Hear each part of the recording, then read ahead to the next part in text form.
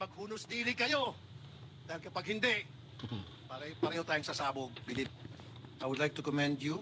You're passionate and in pursuing this resolution. Ay, pa-subscribe for naman mga pare hardworking ko. jeepney drivers. Mr. President, ang Sa bottom mga line is mapapanood nito, nakikita ko mga nakakapanood, ay pa-subscribe naman yung sa salapi. channel natin.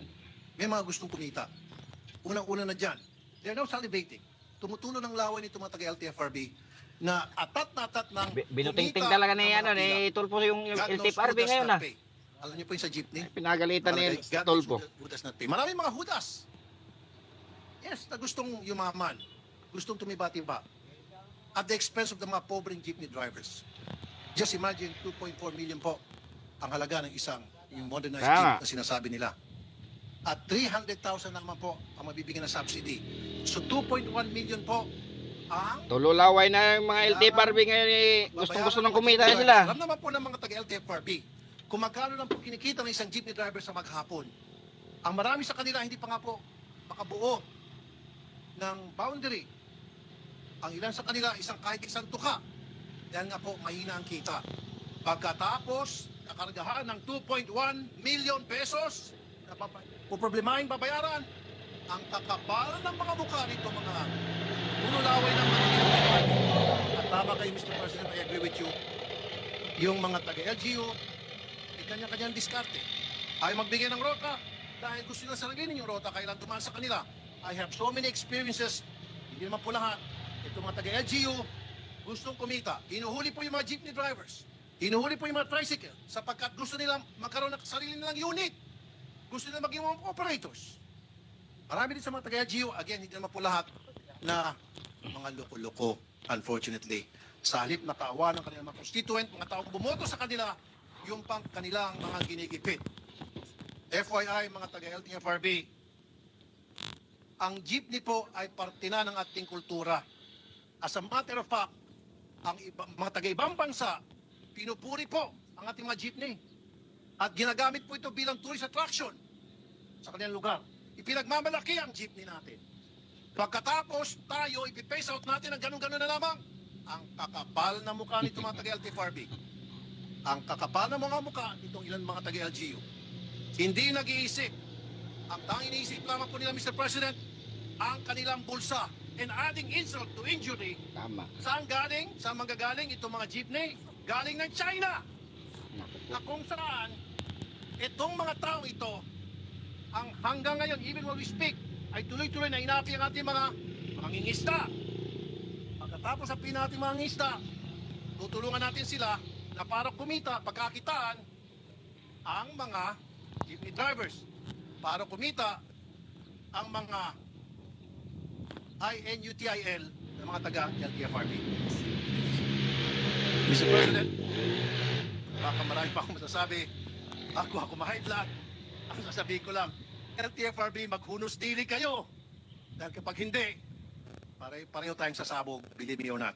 Maraming salamat, Mr. President. Hinihingi ko ang suporta ng buong Senado para prenohan ang tinakdang phase-out ng mga hari ng kalsada sa darating na ika-30 ng Hunyo 2023. The planned phase-out is yet another sordid chapter in the PUV modernization program.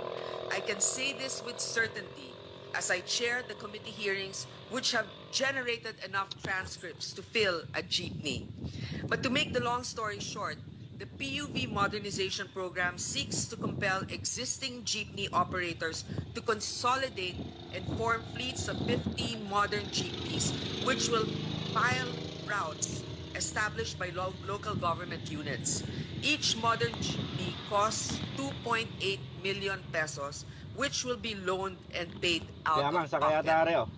To speed up the policy, the LTFRB Yun, nakapayong. unilaterally converted all existing jeepney franchises Minto. into one-year provisional authorities. It is the most recent in the most recent memorandum circular 2023-13, the LTFRB imposed the deadliest deadline.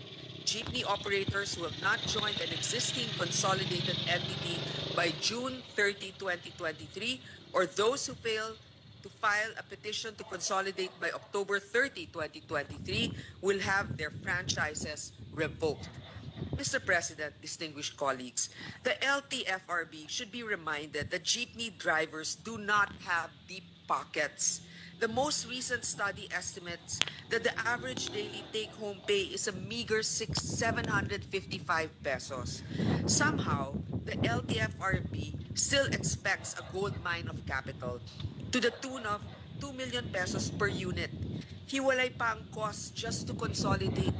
A news article estimates that jeepney operators must put up 300,000 pesos in paid-up capital just to register as a transport cooperative. And here's the kick. The equity subsidy provided by the government is a measly 160,000 pesos, not a million, 180,000. Wala pa ito sa 7% ng bagong unit.